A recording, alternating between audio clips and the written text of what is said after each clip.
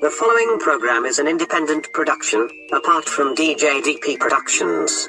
The views, opinions, and ideas of the producers of The Darkest Hour do not necessarily reflect those of the staff of DJ DP Productions, its partners or affiliates.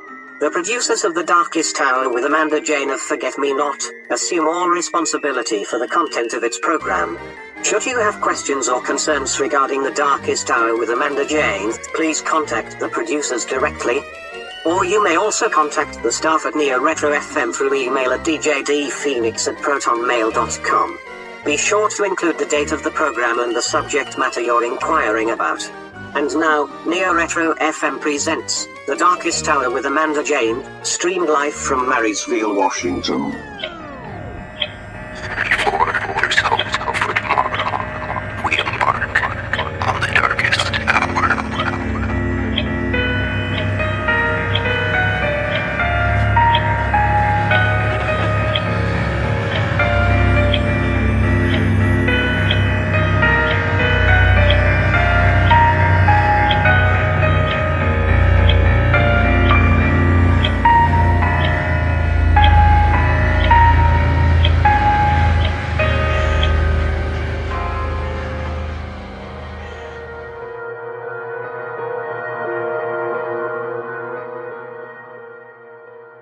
Good evening, everyone, and welcome to The Darkest Hour. I'm your host, Amanda Jane. Tonight's episode, we will hear stories about creatures, some that are familiar to us, while others remain a mystery. Sometimes we think of creatures as protectors, but other times, much like humans themselves, these creatures aren't here to protect us, no. They have something far more important to protect, themselves. And we'll explore them all. So, let's get started, shall we?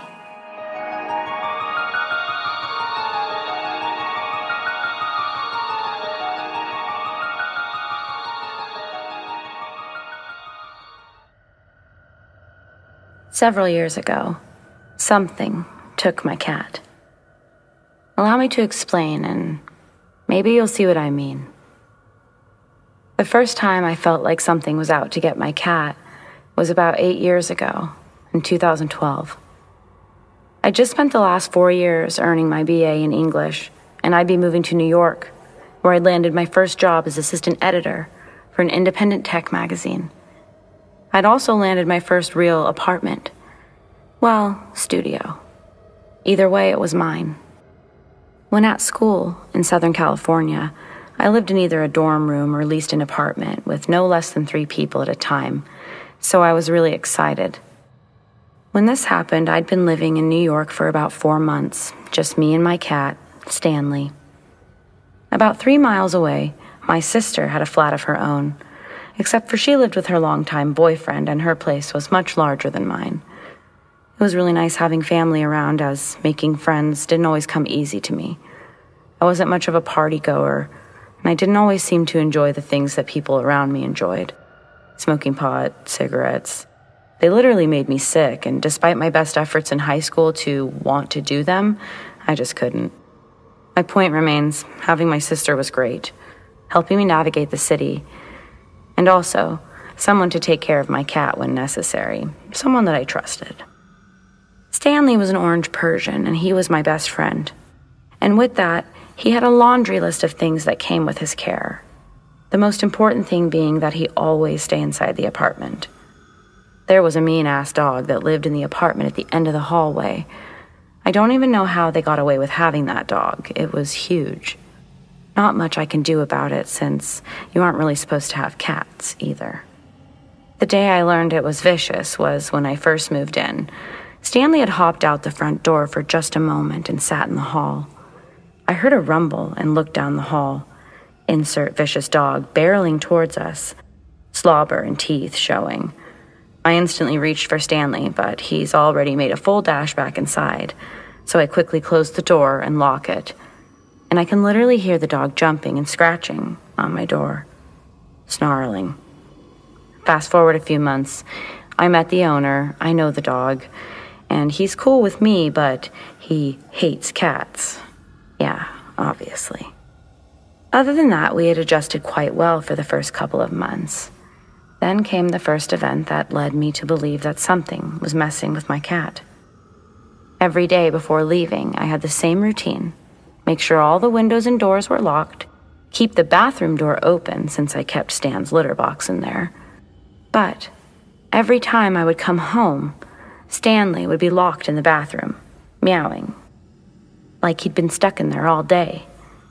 At first, I thought nothing more than the door was getting closed by my cat himself, so I started putting a doorstop in front of the door.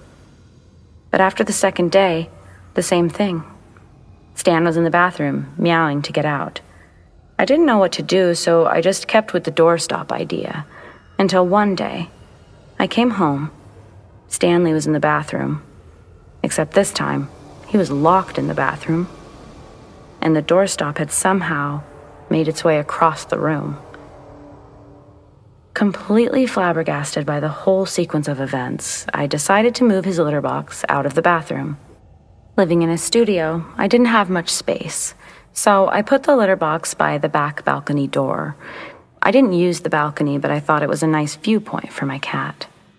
That night, I woke up to Stanley meowing, but he sounded far away. He sounded way too far away. Then I heard little scratches on glass.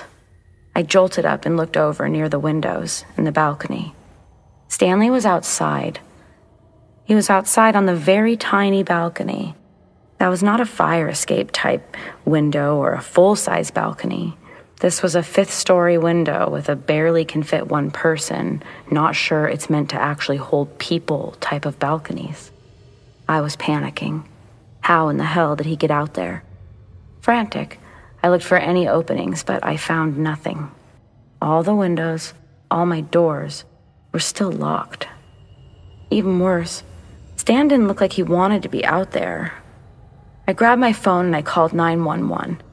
I unlocked the balcony door and I rushed my cat inside. I locked all the windows and doors, again. And several weeks went by with no incidents. It was just before the holiday season, Thanksgiving, and I was headed back to California a couple days earlier than my sister for a meeting with a larger tech magazine in LA. My sister agreed to stay at my place for those couple of nights and take care of Stanley. In addition to his normal laundry list, I added that on her last day she'd leave him with 2 bowls of food and 2 bowls of water, since he would have had a whole day with no visits before I got back. Before leaving, I made sure the balcony window, bathroom door, and everything else was properly closed. And lastly, I said goodbye to my cat at the door, telling him to be good and assuring him I'd be home soon. Everything was locked. I had been in LA for less than 24 hours when I have a missed call and a voicemail from none other than my neighbor, vicious dog guy, telling me that he'd seen my cat on the balcony and was just looking out for us animal lovers. I was, again, panicking.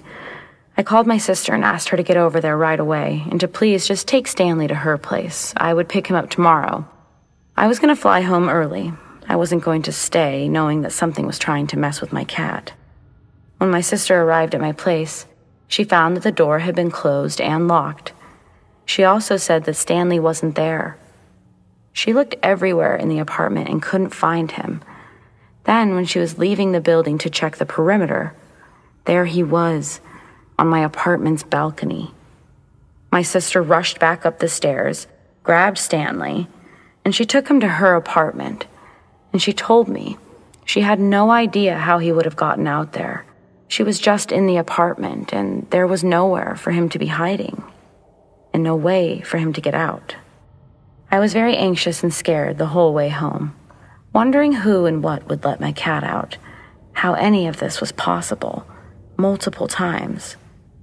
It completely ruined my holiday, and once I got home, I couldn't sleep out of pure fear. I felt as though something wanted to harm Stanley. Because of this, we ended up staying at my sister's apartment for a while, just until she got home from California. Eventually, we made our way back to the studio.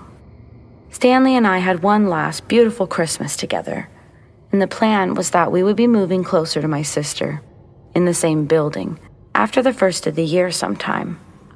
However, one night, just before New Year's, I woke up for no apparent reason.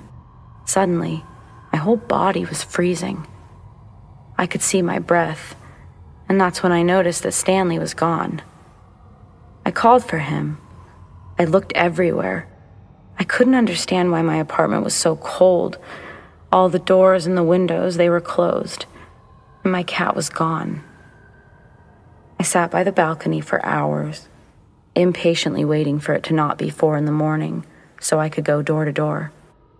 I made posters, putting any pictures I had of him on each one, but over a week would turn into a month, would turn into 4 months, and so on. Heartbroken, but never giving up, I stayed at that apartment for over 1.5 years, just in case he somehow found his way back. I moved out in 2015. I had gotten a new job in a different part of New York, and it was time to move on. I didn't get another pet for almost 4 years after this event, and when I finally did, I was living in a different place entirely. And still, not a day goes by that I don't worry about my animals. Except now I have cameras that I can watch them, and when I can't, you bet I have an alert system for when any window or door is so much as breathed on. This event goes down as the saddest unexplained mystery of my life, but the strange thing is that I never felt like I was in danger, but I did have the feeling that something was out to get my cat, or at least wanted it. I wish I would have moved sooner, broken the lease, taken the consequences, but at the time that seemed insane, especially because my reasoning would be my cat, which I wasn't supposed to have. Either way, who knows if it would have made a difference?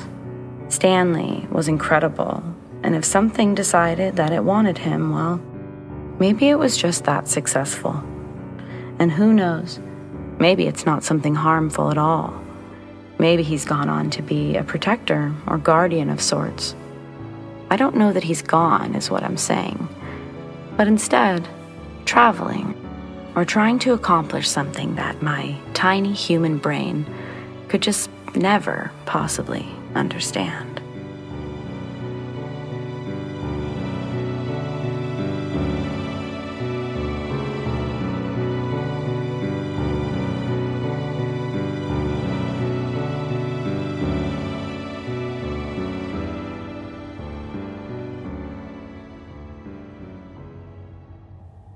A family of Bigfoot used to live on my aunt and uncle's property in eastern Washington. From the back patio of the house, I'd watch them with binoculars as they'd casually travel in and out of the forest clearing, sometimes carrying large branches with them, back and forth. There were 4 members in this Bigfoot family. They all had thick brown fur and ranged in size, the largest Bigfoot easily being close to 8 feet tall. Over the years, as they became more aware and comfortable with our presence there, the sightings of them became more and more frequent as they'd go about their routines. They never tried to contact or interact with us, and we sure never tried to approach them either. We were happy spectating safely from 100 or so yards away. My uncle was able to amass quite a collection of tapes that he'd recorded from his handheld camcorder. He had a shoebox filled with stacks of grainy footage that he was able to capture over the years, and he was proud to play them for any neighbors or family that would stop in. Back in the 1980s, there was no YouTube that you could put your videos on for the world to see. Back then, when you recorded a video, your audience was whoever you could fit in your living room to watch it. He even went as far as giving the Bigfoot family names: Tim, Tom, Lucy, and Bill. Bill was the biggest. Lucy was a bit shorter, and Tim and Tom were equal height. And my uncle swears he could identify and separate each member's tone when we'd hear them communicating with each other. We all knew Bill's roar because it was the deepest and loudest, levels above the other grunts and hollers that would echo through the trees. But most of the time, the Bigfoot family stayed silent. One humid July night, we heard Bill let out a sound that shook our windows. Then, all of them started going wild. My uncle barges into my room asking if I hear what's going on outside, and if I can see anything out my window. It's dark, but by the little glow provided by the moon, I can see none of the Bigfoot in the 100-yard clearing. My uncle tells me to stay in my room as he fumbles to put a new tape in the camcorder and rushes out the back door. Then, from my window, I watch my aunt join him on the patio while he anxiously pans his camera across the tree lines as the forest continues to emit sounds of chaos. In a gasp of shock, I hear my aunt point out something running through the branches fast. My uncle turns his camera, and we see either Tim or Tom rip into the clearing from the trees. He's screaming wildly and coming right for the house. My uncle doesn't budge. He keeps his camera fixed on the fast-approaching Bigfoot. I put my face against the glass and watch this creature get about 50 yards from the house, when it suddenly collapses, lifelessly, into the grass. Then I notice another figure emerge from the tree line, but this one doesn't resemble a Bigfoot. It was much smaller. From my view, this new figure walking toward the Bigfoot looked like a human. As the figure neared, its head jerked up in the direction of my aunt and uncle. This made them both dash inside and lock the doors. They both came into my room, and we watched as this figure grabbed the Bigfoot's legs and dragged it back into the darkness. One by one, the shouts and roars became fewer and fewer, until the forest was silent again. The next day, there's a knock on the front door. I'm sitting in the kitchen eating cereal, and my uncle answers it. From the kitchen table, I see standing in the doorway are two men in black suits and fedoras. They look identical to one another. Pale skin, sunken blue eyes, no eyebrows. Their faces completely hairless. Their appearance scares me enough that I take my cereal into my uncle's room to eat it in there. Moments after I close the door to continue to eat, my uncle opens the door. I greet him and tell him I won't spill cereal on their bed, but he ignores me. His eyes don't even look over at me. Walking past the bed, he makes his way to the closet, where I see him retrieve his shoeboxes of tapes. He maintains his glossy stare as he exits the bedroom. Following behind him, I poke my head out the door and watch him hand the shoeboxes to the scary men. When they leave, the dazed look on my uncle's face fades away, but he immediately becomes violently ill and spends the remainder of the day asleep on the couch. Later, when I tried to ask about the two men in suits, my uncle wouldn't give me any more information besides those men needed my tapes. Any further questions of mine were met with, "I don't know, but it's best we don't concern ourselves with it." My aunt and uncle passed away in the early 2000s, without me ever getting more answers. We didn't talk about the event or the Bigfoots after that. I still live on the property in eastern Washington, but have never had a Bigfoot encounter since that night. If I do, I don't think I'll be filming it.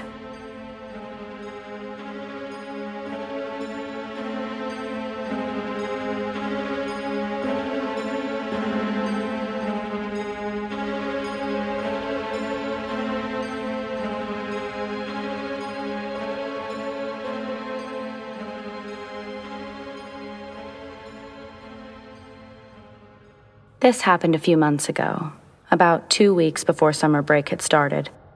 After a long day of teaching science and math classes online, I was so excited to enjoy some of my favorite ice cream. Earlier, I had successfully convinced my boyfriend into going to the store to get me some while I was finishing up classes. So I went downstairs to the kitchen to get ready for this glorious dessert and was bummed to realize the kitchen was a total mess. All of the cupboards were open, even the drawers, and somehow, some way, there was flour and other spices from the cupboards spilled onto the floor. I will admit here, I definitely assumed that my boyfriend had done this. Probably looking for some snacks in a hurry and just didn't even bother to close anything. I don't know about the flour, but since I wanted to eat my dessert in peace, I decided that I'll have to clean this up first. Just as I was finishing up cleaning, my boyfriend comes down the stairs and is acting weird, like just staring at me and saying, "What are you doing?" I wasn't sure what he meant because it seemed so obvious what the hell I was doing. So I became a little bit agitated, saying, "Pretty sure I'm cleaning up your mess." I then proceeded to grab my treat and go upstairs to our room to watch my show. Instead of breaking off and heading into his game room, my boyfriend follows me into our room and starts acting weird again. "So you were cleaning the kitchen, but I just cleaned the kitchen." He paused. "So I don't know if you're kidding or what, but I cleaned the kitchen so you wouldn't have to. I don't know why you had to clean it twice." I was listening to him. It's just that while he was talking, out of the corner of my eye, I noticed a white, hazy mist beginning to form in the bottom right corner of the bedroom doorway, right where the stairs are. This mist looked like it was coming up the stairs, but then it descended out of view as quickly as I drew my eyes to it. I grab my boyfriend's hand. He notices that I'm now on high alert for some reason. Confused why, he leans in. "What's the matter?" I'm half explaining to him what I saw when I hear what I can only explain as the wheezing sound of an old woman. "Did you hear that?" I say, now retreating under the covers on the bed, and I'm shaking. He shakes his head and laughs a small laugh. He sees that I'm still scared, so he begins to say, in a manly, joking way, "Who's there? Show yourself." At which I reprimand him immediately, telling him to please stop doing that and instead listen, or go back to the other room and watch music videos or whatever. In that moment, stuck somewhere between fear and annoyance, I hear the sound of something scraping against the wall from the next room. The sound is one of my boyfriend's religious icons, aka a literal cross with Christ on it, that's hung on the wall in his game room. I see his face start to go from a smirk to confusion. Then we hear the slow creaking of the door to that room, and a literal slam. We both jumped. Another slam. We both jumped again. This time he jumps to a standing position. Did something just shut that door? And then go into the closet? Is that what we just heard? I didn't have an answer, but we just sat and stood in silence, not moving. Not until we started hearing what sounded like the kitchen drawers being opened.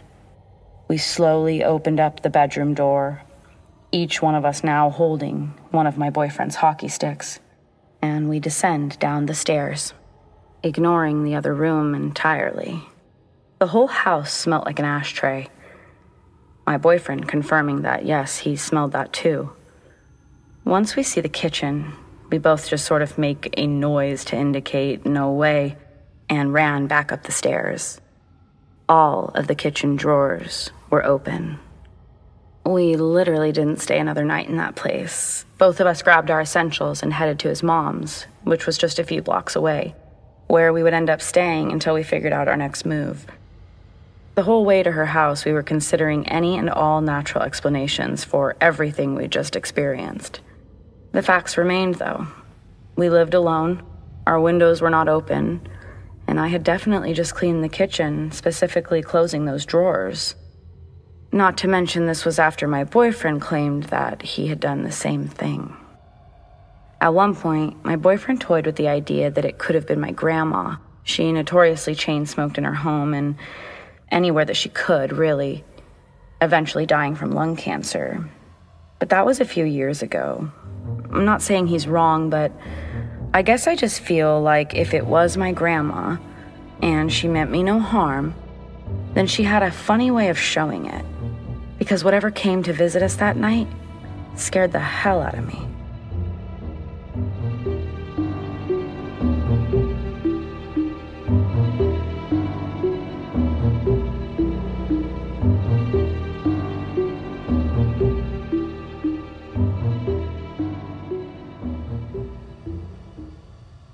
I call this my hiking horror show because that's what the experience felt like. It was an experience I had on a backpacking and camping trip, and the River of No Return wilderness area. It's located in Idaho. It was the afternoon, about 2 p.m., when we arrived at the camp, but we needed headlights in the dingy air just to see where we were going. It was unusually cloudy. Well, we didn't have time to even set up camp before we saw a Forest Service fire truck roaring in. "You have 5 minutes to evacuate," they said. We all looked at our guide, and he motioned for us to get on out. There was another spot not far down and away from the smoke, he said. And with that, we flung our packs into the van, piled in, and our escapade began. So, here we were, an overloaded van, spiraling down a mountain highway as our guide drives like a demon, trying to outrun the brown smoke that would soon envelop us. Orange flames flickered from burning roadside trees, but finally we were out of the smoke and able to stop for a moment. We were dirty and exhausted. As we got out of the van to stretch our legs and fill up on water, we couldn't help but think that a swim in the river would be so nice. So while me and a few others knew we probably didn't have time for that, we did see a couple fellow hikers begin to jump Frogger style from boulder to boulder near the water. A young woman watched, laughing, cheering, and a few others made their way over there as well, more laughter. But then we heard a scream. When we looked over, the woman was pointing downstream. The hiker had not seen that there was a bit of a drop in elevation in the river. He hopped off of a ledge into the lower half of the relatively rocky, swift-moving river. Everyone began to scramble quickly and wildly a great distance down the hill and along the brushy riverbank, searching for the fellow hiker who had been hopping around, and almost instantly, a shoe was found, snagged on a tree limb. Soon, the hiker was found. He was pale white, but he was alive. We all helped to carry the hiker back to the banks and toward the van, trying to be careful not to take any extreme routes, as we were sure that this guy had broken or badly sprained something. We found a path that was a little more straightforward than the one that we had taken down, and we started up. Halfway up, we stopped. The trail we'd taken was now ending at a gravel slope. To cross would require a long leap and a 40-foot shimmy across the slanted gravel. Our guide, myself, and one other man decided to take the injured hiker a different route. It would take longer, and the others would have to wait, but they could make the jump and shimmy across, no worries. The other guy was not going to make it unless we turned around. Over an hour later, we'd finally made it up the hill, and were almost to the van. At least we thought we were. Our guide shuffled his way up the rest of the hill to the summit, and as he reached his hand up to pull himself up, we heard a loud, "Ouch!" followed by him falling or jumping about 6 feet backwards. Upon landing, he was instantly grabbing his hand and breathing very deeply. As we approached, he was walking towards us, and fast. "That could be a cougar cave," he said, out of breath. His hand, it was very bloody, and he was starting to look as pale as the other hiker friend we had. We wrapped his hand up good and started making our way down to find another route. Now, it was just me and one other guy who weren't injured. We were all incredibly thirsty and possibly being hunted by mountain lions. We reached a new path, and just as we started to make our way up, we could all hear something, but we just kept walking. But our guide, who was leading the way, stopped and spun around. His eyes were wide, so we all turned to see what he was fixated on. Something huge and black, scaling the trees. Opposite direction of where we were headed, but this massive creature was moving faster than anything I'd ever seen. We were frozen. We saw this thing quickly disappear out of sight, and then we heard our guide scream. When we looked, he was now grabbing his right leg in pain. Even though this guy was now on the ground, double injured, he yelled, "Help me up. We gotta get the hell out of here fast." We all helped him up, and we started to run the best that we could, trying to help him, but also trying to listen when he says, "Go, go, keep running." It's at that time that we can hear something moving in the trees, very fast, getting closer. Our guide tells me to grab his gun out of his bag and anything else that looks like it can do some damage while we're running. But I see him start towards 2 huge rocks, so we all follow, ducking behind it, catching our breath. I grabbed everything from his bag, as he'd asked, and we sat there, listening, on guard. I looked at my watch and could see just 2 hours before sunset now. So now we had 2 injured people, a guide nonetheless, and no real clue where to go. And we were currently hiding from something. Meanwhile, the guide tells us he has no idea what tried to take him down back there, but something cut his leg good and then ran away quickly. Whatever it is, it might be following us, so stick together. He was right about the getting him good. He had quite a cut on his leg. We had wrapped a shirt around it to stop the bleeding, and that had seemed to work so far. So after sitting there a minute or 2, we could hear that the action in the trees had settled and altogether disappeared. So we started to continue our hike, knowing that we needed to find the van before it was officially dark. Finally, we find a different path that was smoother, and we made some progress. Just as dusk approaches, we crossed a stream, and in that moment, all just about passed out when we saw the van. We made it, and now it was time to get to the hospital. Our guide was treated, and he made it out okay. Same with the other guy. I guess the only thing that we aren't sure about is what the heck we saw in the trees, and what the heck was attacking this guy.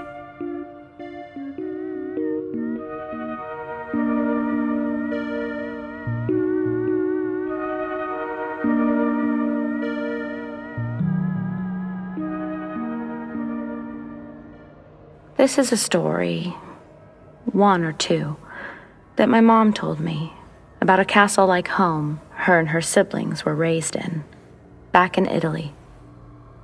My uncles had a few stories of their own, and though they are all deceased now, I find it holistically interesting, and I thought I would share. This castle had a lot of history. Of course, they didn't know that as small children, but later would learn that several people had lived out their lives there, spending their last days there. Some even losing their lives due to not-so-natural causes like a home invasion turned murder in the early 1900s, a suicide in the 1920s. Yes, it had seen quite a lot since its initial construction in 1884.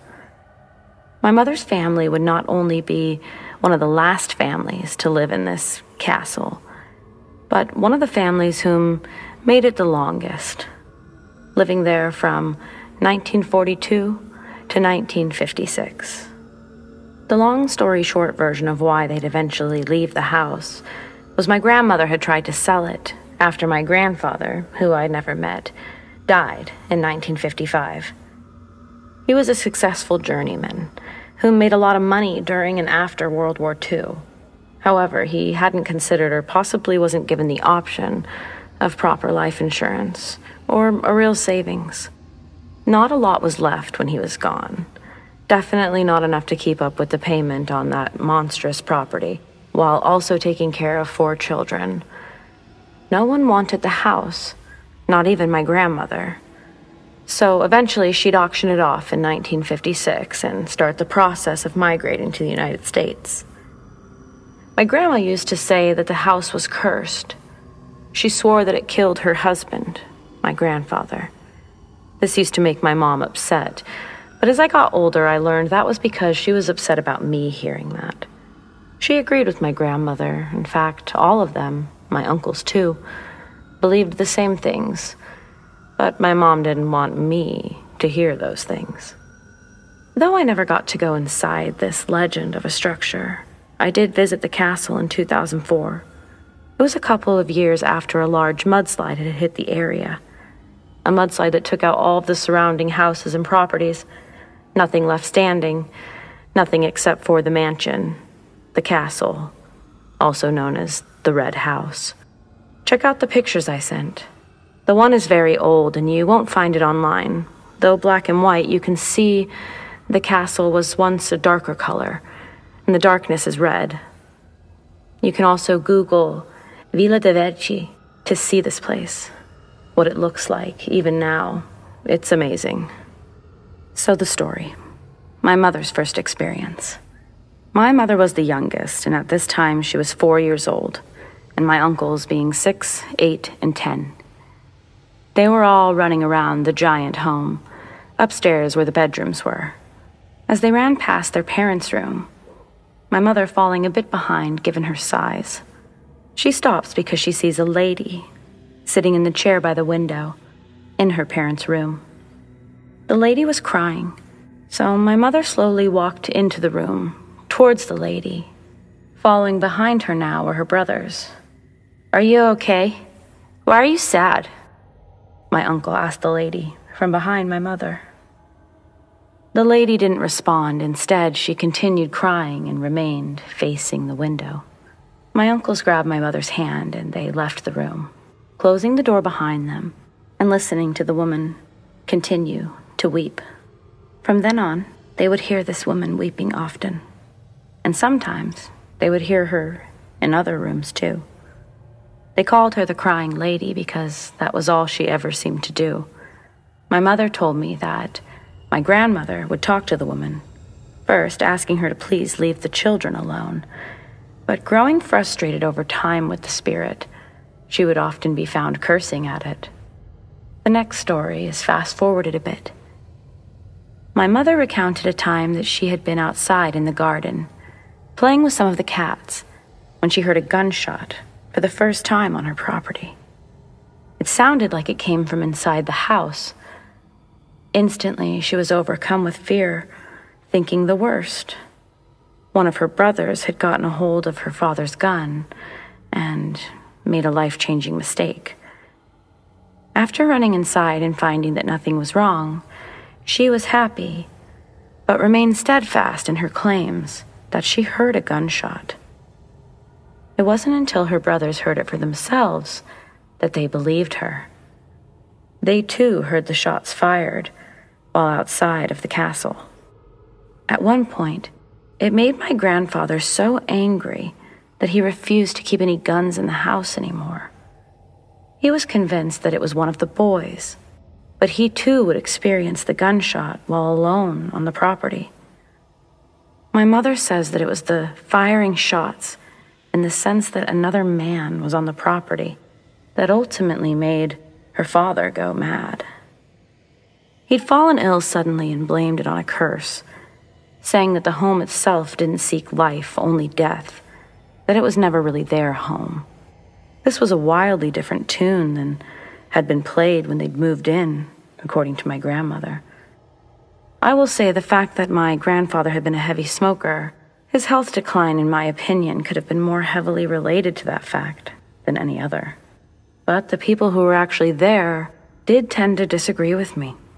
And either way, the children would see their father pass in the home.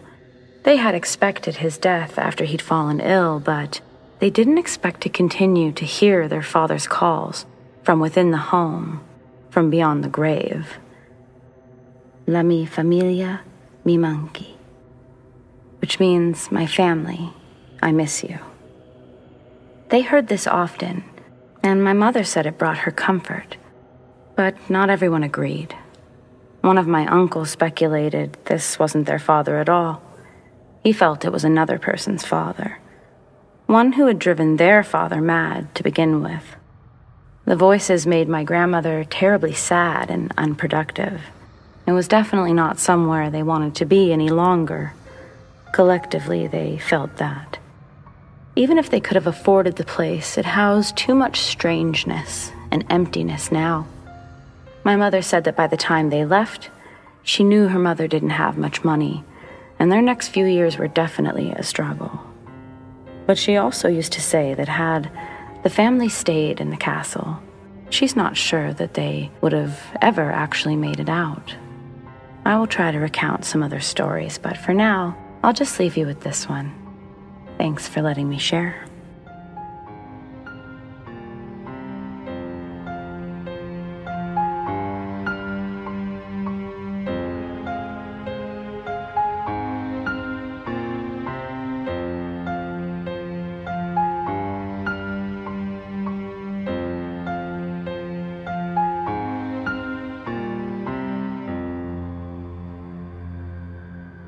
This happened the other night while I was home alone, waiting for my husband to get home from work.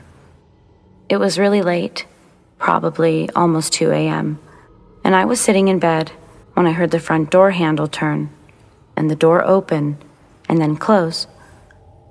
I got excited because I thought my husband had returned home a little bit early from work. The front door is only about 10 steps away from my bedroom door, so I sat in bed expectantly waiting for him. I saw footsteps under the door and then they disappeared. I heard movement in the living room. I waited in bed wondering what he was doing. And then the quietness felt weird. Instead of getting out of bed, I called my husband's phone. He told me that he was still at work when I asked where he was. I felt paralyzed with fear, like I couldn't move. I felt as if something really bad was going to happen. It was a feeling I'd never experienced, and just like that, my instincts kicked in.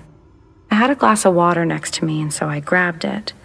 I flattened myself against the corner wall on my bed. Holding the cup tightly, I knew that I could smash it against anything and use it as a weapon if it came to that.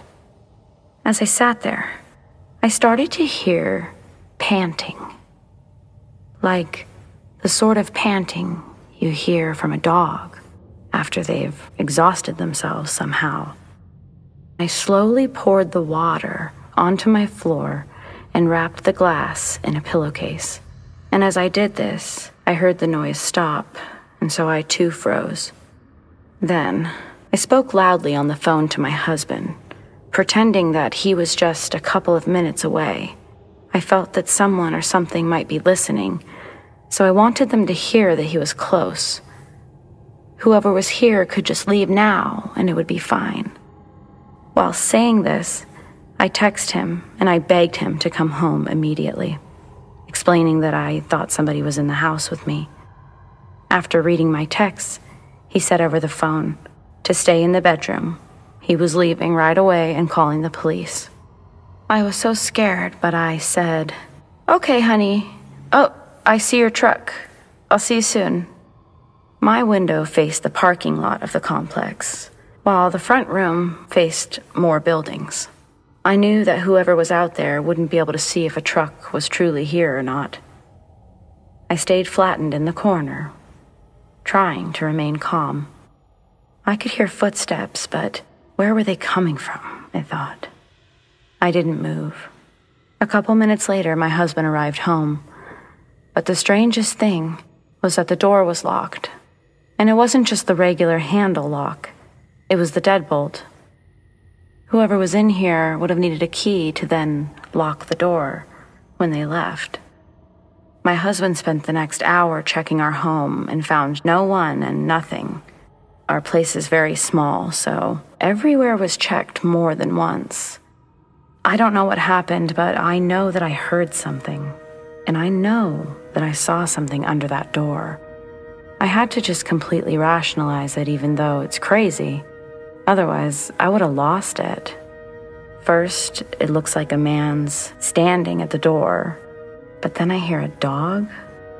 Just sporadic weird stuff, and I don't know. Any thoughts on what this could be?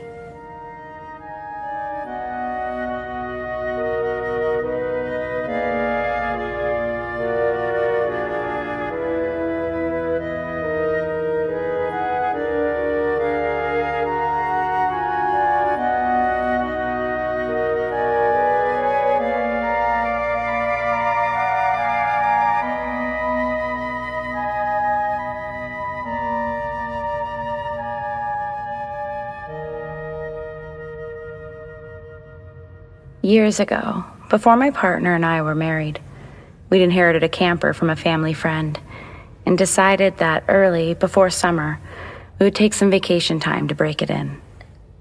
Since we always traveled with our dogs and 2 cats, we like to find spots that are slightly hidden and away from active roadways. This was perfect since we naturally enjoyed small towns, ghost towns, if you will. Originally from Montana, that's where this story takes place. We had just stopped at a gas station around Missoula, Montana, and were headed to Garnett, Montana. which was about an hour away. We'd asked our friends who were familiar with the area if there were camping spots that fit our general expectations.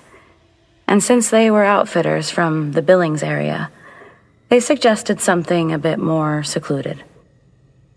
So far, we'd been successful driving across Montana, picking a town and camping near it just for a night.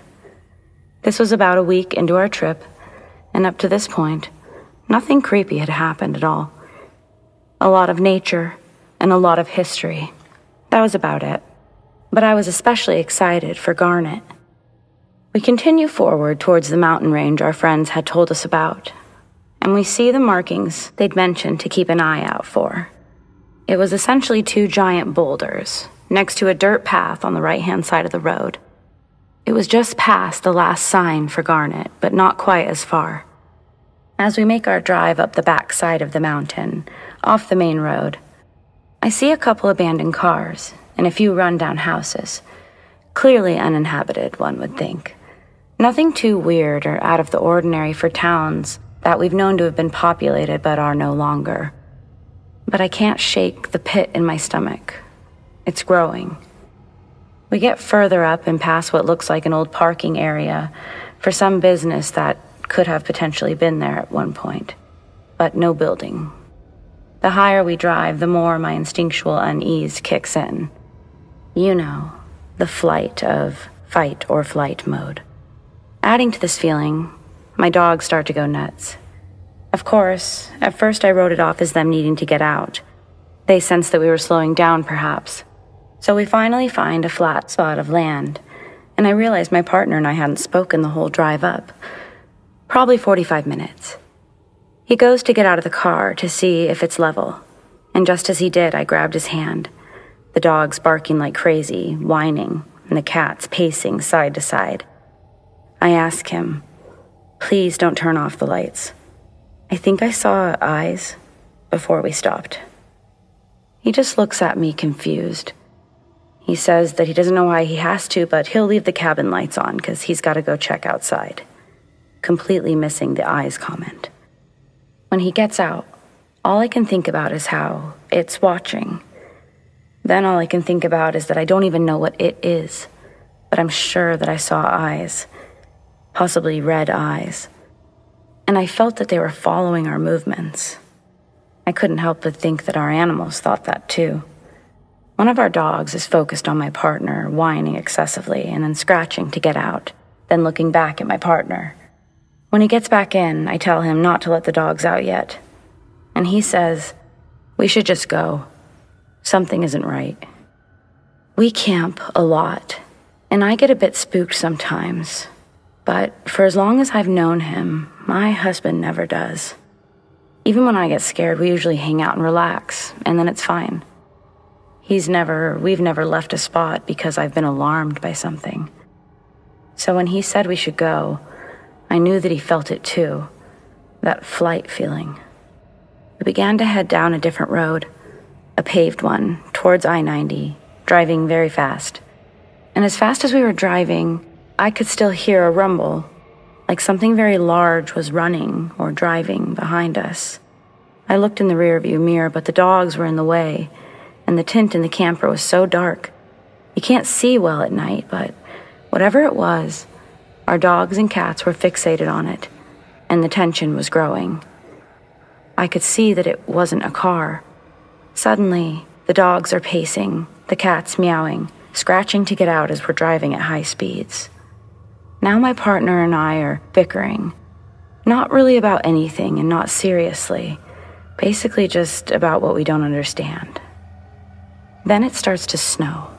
Hard. Out of nowhere. It's nearing the end of May, almost June, so definitely weren't expecting snowfall quite like this. We grow quieter as we come around to a turn, the rumble growing closer to us from behind and louder as we try to slow the vehicle. And just as we rounded the turn, a large, stark white rabbit dashes in front of the camper, and we hit it instantly, surely killing it. As I see its condition in the rear view, a hush fell over all of us, all the way until we got down the mountain and onto a side road. All the anxiety we felt was gone. The cats were calm. The dogs were settled in. Cut to our new camping spot, which was a short drive from where the snowstorm and chase had been. I didn't know if my partner noticed a chase or if he was just super focused on the road. But either way, we all felt safe now.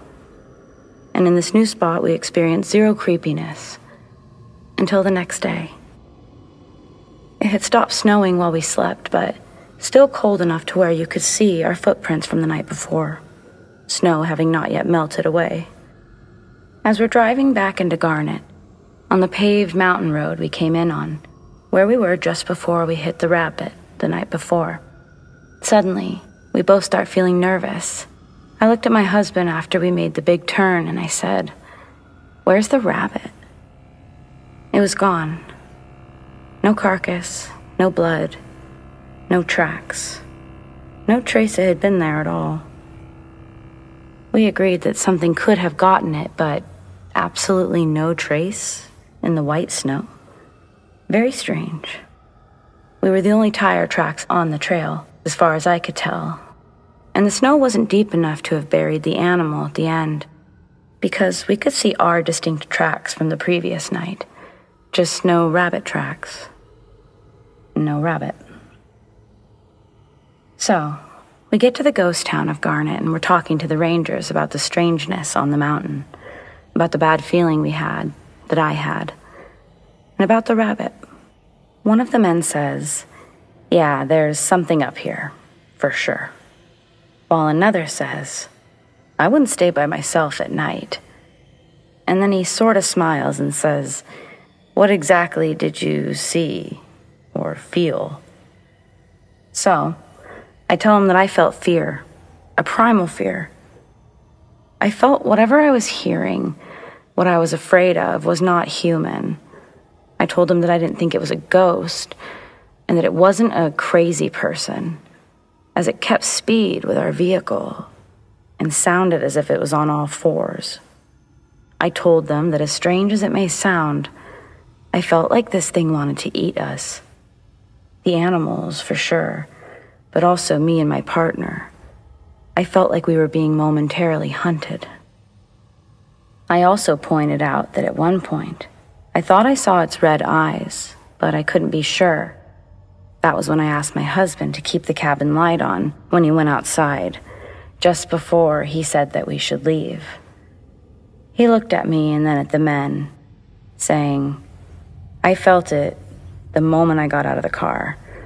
After that, everything is sort of a blur until the rabbit incident." One of the men takes a deep breath while looking at the other and says, "There's a Wendigo up here. Do you know what that is?" I didn't, but when he described the lore, I about cried. That was exactly what I felt. The feelings they invoke, the damage they try to cause, internally, externally. After hearing it all, I was 100% sure that those eyes were the eyes of a Wendigo. One that tried to get us somehow. Even crazier, it didn't. Now, skip to a few months later. Since the Rangers mentioned Navajo in their explanations to me about the Wendigo, I decided to tell our story to my stepdad. He's someone who is very much into history, especially Native American history. So, he lets me finish, and then says, "You two know what rabbits are, right? What they symbolize?" Of course I did not, so we both shake our heads, no. He continues, "Rabbits are often believed to be warrior spirits, and they say that when the rabbit comes, he's fighting for you. That rabbit sacrificed himself for you guys that night." A chill ran over me, and my husband too. He looked at me and said, "The Wendigo, after the rabbit, it stopped chasing us."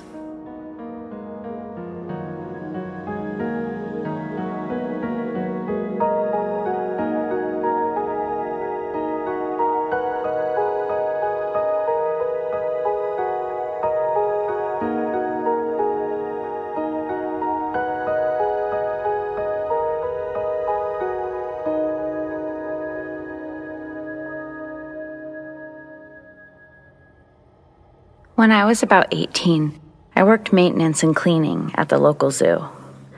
Eventually, I'd go on to handle a lot of different animals, but this was early in my life when I just decided I wanted to do that kind of thing. Like a lot of places, when you first start somewhere, especially when you're young, you're stuck with the cruddier shifts. For example, my starting shift was the swing shift and the graveyard shift. I didn't mind it, actually. I got to hang out with animals that preferred nighttime and early mornings. No people, except fellow employees. Plus, I lived near the zoo, so I'd walk back and forth for my shifts. When I would work doubles, this was especially nice. One night, I got out very late, around 4 a.m., and was walking home the way that I usually did. This was in the middle of a relatively big city-urban area, although pretty deserted for being early on a weekday in the winter. So no people, but also no cars. Sort of strange, considering there was usually some sort of traffic at that time of day. Maybe I didn't really know. But it was the air around me. That was unusual, too. It felt very still. Was I the only thing in motion? I thought to myself. Just a passing thought. One that was interrupted when I looked up, and blocking my path, some ways ahead, was a giant black dog. And I do mean giant, like the size of a horse, but a different shape, unlike a dog or a horse that I'd ever seen before. The creature peered at me, and as I started to walk towards it, it snarled. Immediately I stopped. Then I slowly backed up. The snarling stopped, and it just stood there. I started to walk around it with a much wider path, and it began to snarl again. It wouldn't let me proceed in that direction at all. So I decided I would walk back to the zoo. I knew the security crew and was sure that one of them wouldn't mind dropping me off at my place. I turned around one last time to make sure it wasn't following me, but the giant creature was gone. I couldn't believe this, as there was nowhere for it to have quickly hidden. I was shaken, maybe more now. Yeah, the creature was gone, but now I could hear a lot of different animal noises. It was a bit chaotic, and I wasn't sure if maybe this was the dog creature or actual lions and tigers that I was hearing. I proceeded to the front gate despite the fear that I felt, and once I reached security, I explained the situation. They said the animals had been acting crazy for the last several minutes. They were going to do a walk around, survey the area, make sure there was nothing inside that shouldn't be. Then one of them would drive me home. By the time they finished walking the area, other than the primates, the animals had all but settled down, and as we drove home, I didn't see the dog creature. It was gone, and I'd never see it again after that. I'd also never see or hear the animals collectively make such noise. Really, I never saw anything like it again.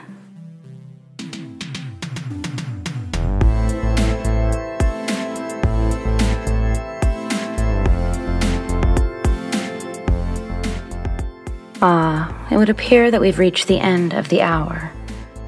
But a big thanks to everyone for listening, and of course, to everyone for sharing. Be sure to tune in every Friday night at 11 p.m., only on neoretrofm.com. Do you have stories like these? I'd love to share them. Send them to me, amandadarkesthour@gmail.com, or on Reddit, AmandaJaneFMN. Stay spooky.